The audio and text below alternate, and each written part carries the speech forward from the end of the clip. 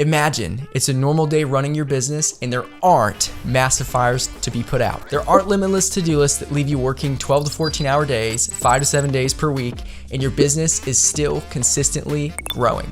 Wouldn't that be amazing? In this video, I'm going to teach you how to overcome the biggest mistake of nearly every small business owner: growing too fast. When should you focus on marketing? When should you focus on developing better systems? Should you grow your business as fast as humanly possible, or should you be more strategic with your business planning and systems?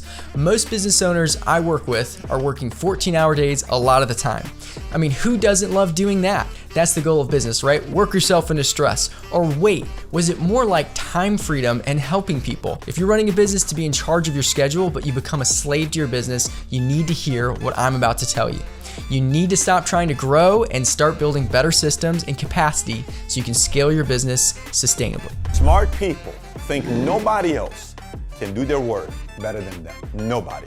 So they have to control everything they're doing.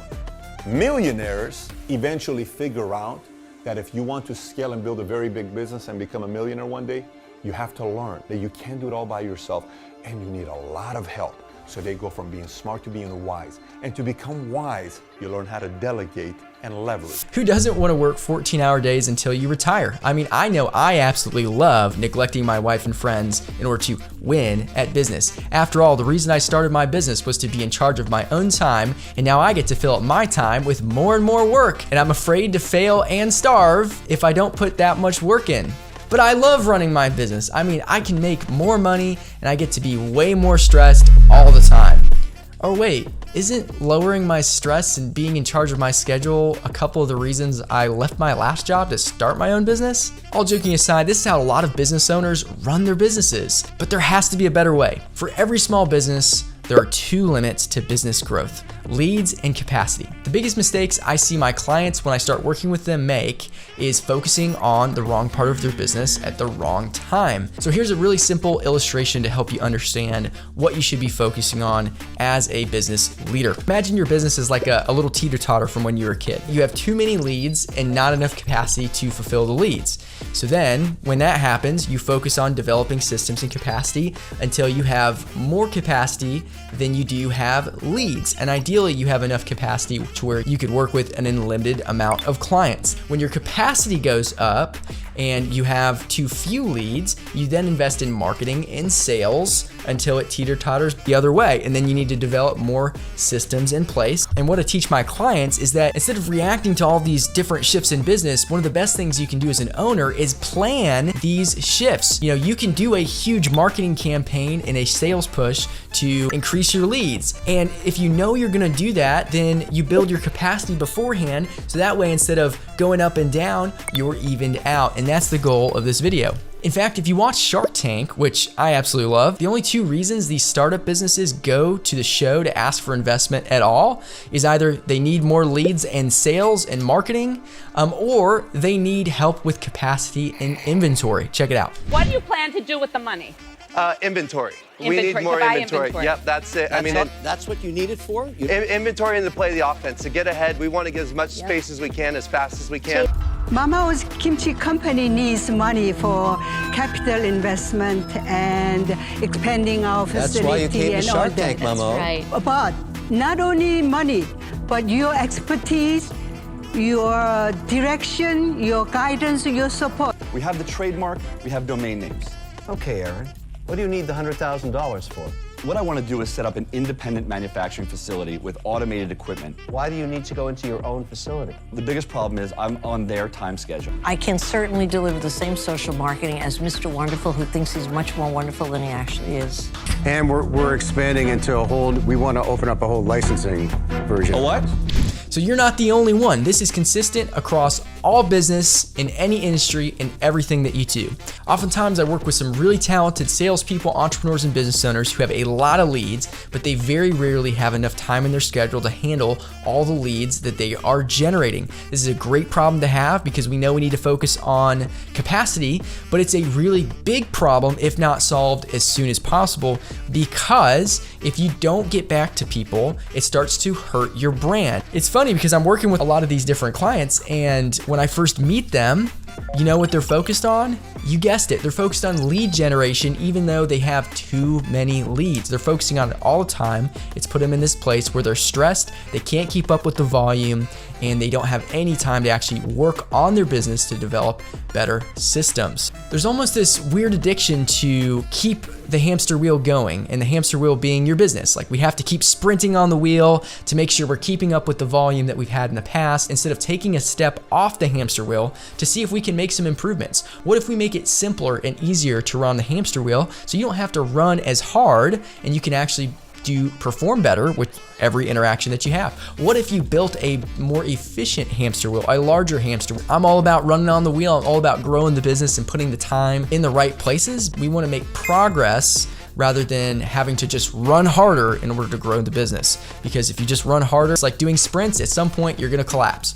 Business growth should be predictable, and I teach my clients this. When you're getting too many leads to handle, you should plan to grow more slowly for a time and fix your bottlenecks. When you have plenty of capacity, then you go back to focusing on sales and marketing and building out your marketing funnel. It's really quite simple when you put it that way, but you also have to realize that there's an emotional component that's holding us back from doing this. So the hard part is getting over that emotional part. In the next video, I'll talk about ramping up your sales and marketing. So in this video, I want to talk about the 4 steps I take specifically to prepare myself and my clients for massive growth. Here's the 4 steps to build out your capacity and fulfillment so you can handle more leads with less stress.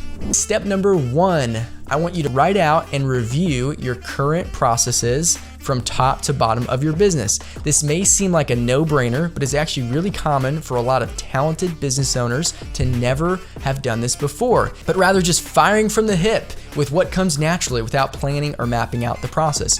You need to map out your process with each step from the very first moment you meet a client to the very end of their journey throughout your business when they're actually giving you money or working with your service or buying a product, to how you treat them even after the fact and keep up with your community. So this is everything from marketing to lead generation to the client nurture phase and everything in between, step by step, exactly what you do.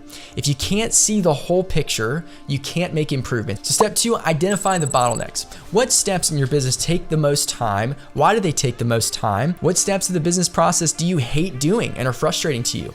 What do you have to be doing and enjoy doing? So make a list. Things that you have to be doing, that you enjoy doing, leave those in the process for you to take care of. Everything you hate doing, everything that you don't have to legally do that can be offloaded by software or leveraging and hiring a person, you need to be doing that.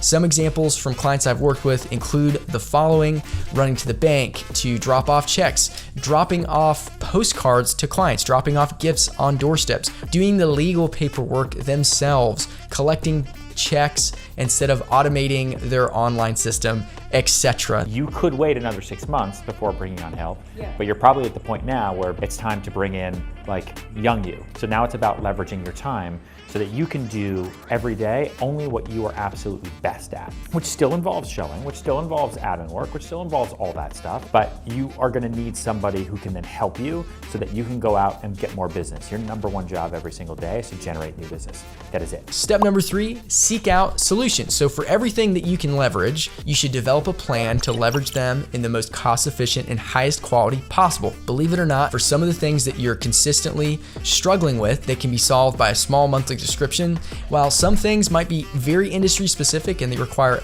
heavy lifting by hiring an employee or a subcontractor. It all depends on your business model, and although you're paying out more in the short term, you will get more of your time freed up to sell more clients, or better yet, hire a sales force. It all pays for itself in the future. Some examples of this could include automatic invoicing, bookkeeping, hiring an admin, an assistant, hiring a coach, investing in a better CRM, etc. Step number 4, create an implementation plan.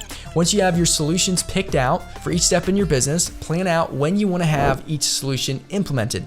Don't go crazy and neglect maintaining your current business and adding consistent customers and try to implement everything at once. Continue to maintain your current business levels with small growth and implement one new hire or system at a time and build training around it for your staff. Proper implementation will create incredible results. Haphazardly implementing everything at once because you're stressed out will not only cause you more stress, but worse results, and you'll start to revert back to your old habits that worked but are limiting you from growing your business. Growing your business as fast as possible can be really enticing and even seem logical. But if you grow too fast without building out your systems and capacity, you will knowingly get stuck on the hamster wheel of being too busy and stress out to grow your business further.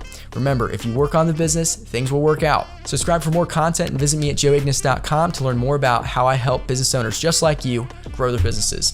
Now for a quick word from our sponsors. This episode is sponsored by Campus Cuts by Monica. Monica has been cutting hair for University of Tennessee students for more than 37 years. If you're a guy and you're going to UTK or you live within 15 to 20 minutes of campus, Monica is the place to go if you want a worry-free, stylish haircut that will make you stand out with the ladies. Did I mention she has a pool table and refreshments while you wait? Follow Campus Cuts by Monica on Instagram and book an appointment by calling her today.